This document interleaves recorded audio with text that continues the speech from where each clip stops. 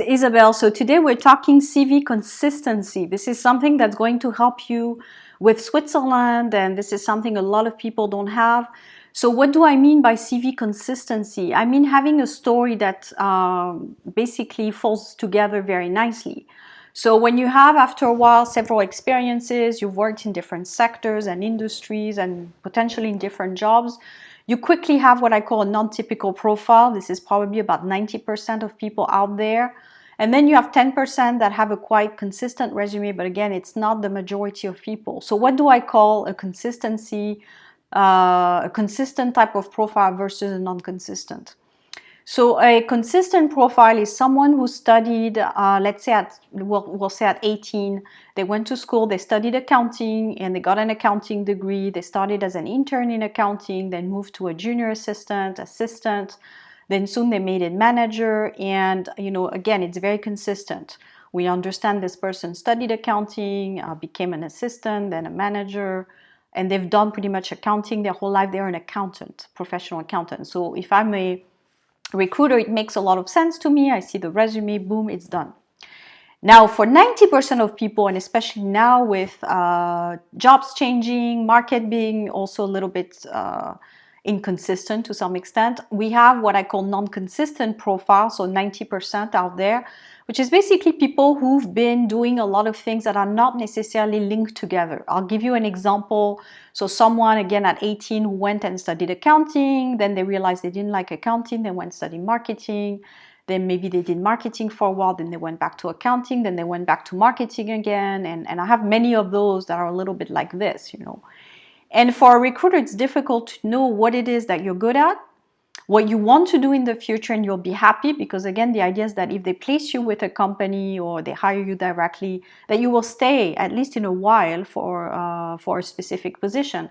So if you've been changing a lot, then recruiters tend to get the feeling that, and again, I'm talking about Switzerland because this is my work here on this channel, people will tend to think that you're not someone that they can rely on if you move too much.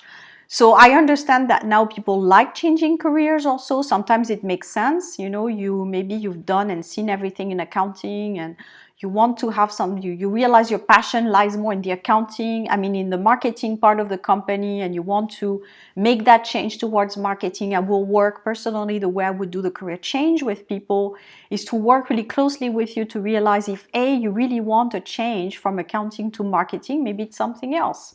Maybe you just want to learn other things in accounting and it's not necessarily going to marketing. Maybe you're just a bit bored right now and you think, wow, I think I want to change careers, when it's actually you just want more to do more things in your life, to have maybe more passions, or maybe you want to just change the employer itself, not necessarily the whole career. So you just have to understand where the pain point is before you go and make huge changes, because again, these huge changes will have a consequence on your longer term career. People who keep changing back and forth will have more and more difficulty to make it out there.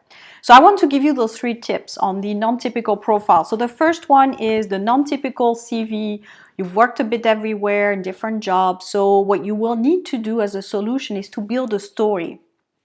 So this is what I will do with individuals, is to do storytelling on their resume, to explain the changes. So you have to spend a bit of time to say, okay, I worked in accounting for 10 years, I've met some great people, I've developed my skills, but I realized my passion laid more into marketing, and therefore I did a degree in marketing and really wanted to orient my resume towards marketing and develop my skills that way. And these are some of the things I produced, which were highly valued by my employer. So you would just have to build this during your interview on your resume so that you're credible. Again, the key word in this video is credibility. You can't be credible in something you don't master very well, or you don't know, not necessarily mastering, but that you don't understand well enough. So you don't have to be a guru or chief or anything like that, but don't understand your material enough. So you need to build this story so that people feel that you're credible in what you say. Number 2 is the up and down resume. So what I call up and down resume is people who were interns, then CEOs, then interns, then assistant, then manager, and you're like, well, what is this person positioning about? Are they really beginners or are they more experienced? And what happens is that sometimes people take what they see. So especially when you're an expat and you change jobs, sometimes you will take something maybe just to be busy or to fill in the resume. And this is a mistake in my view. You have to be careful about your career orientation. So don't take a job just because it's available to you and because it will fill the resume. It might actually hurt you more than anything because it's too low, or you will have a credibility issue. And I just had the case recently. So I just wanted to give you this tip because I think people don't realize it, and especially again, linked to Switzerland, I want to help you build your credibility in Switzerland. So you have to be careful about this changing levels too much. Maybe in your country it's well seen, it's someone that's actually more mobile and more open. In Switzerland, if you go from a manager to an assistant, there's something wrong. So just wanted to tell you that.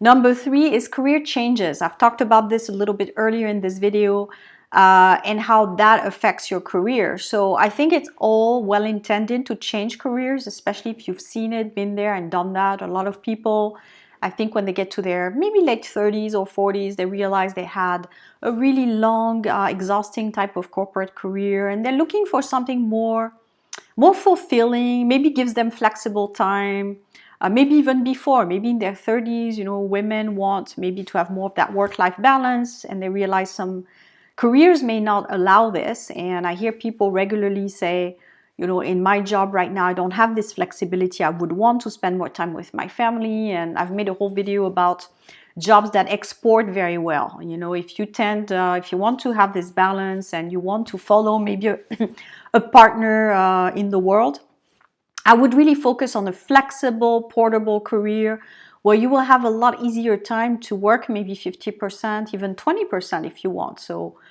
think about portable online jobs that you can do from anywhere, where you can still spend time with the family. You can also decide if you want to work more some months, less some months. A lot of careers do not let you do this. And I'm thinking, again, I use those 2 examples all the time, legal and medical. Those 2 fields, usually when you're hired, especially if you're not independent, you're hired by a hospital, you're hired by a legal firm, you have to work those hours, you have to deliver. So the flexibility is not really going to be there. So you just have to be careful about what type of life you want to build, and try to know this as early as possible, because it will have consequences. And obviously the professional who works maybe in medical or legal sector until their late 30s and realize they're exhausted and they haven't done anything in their life and wants to change career at 40, it's going to be tougher. You will have to reassess your resume, etc. So I'm just trying to give you the possibility to think early, sooner rather than later, about the ins and outs of career change, because it's not as easy as it seems, as just posting a different job title on a resume or just sending your resume out. This is not going to work. So you just have to think it through, I guess, the ins and outs and the details of changing careers. So, if you're thinking right now about changing careers, and I would say, or at least if you were to work with me, we would really assess what it is that you want to change. Is it really what you want, or is there something else maybe that needs to be changed without changing the whole career? I would really pinpoint and work with you in depth to find out if it's something you really want to do, because it's not as easy as something you can do every other month. I think it's good also if you've worked in a sector for a while, but then again, I wouldn't go necessarily to career change. I would go maybe to job change or employer change, which is a little bit less extreme. So be careful with career changes is the message of this video.